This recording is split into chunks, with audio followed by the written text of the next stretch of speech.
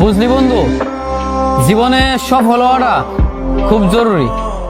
কারণ সবসময় দেখলাম পরিবারের মানুষ থেকে শুরু করে আত্মীয় স্বজন, ভাই ব্রাদার সবার কাছেই সফল না হইলে কোনো দাম নাই।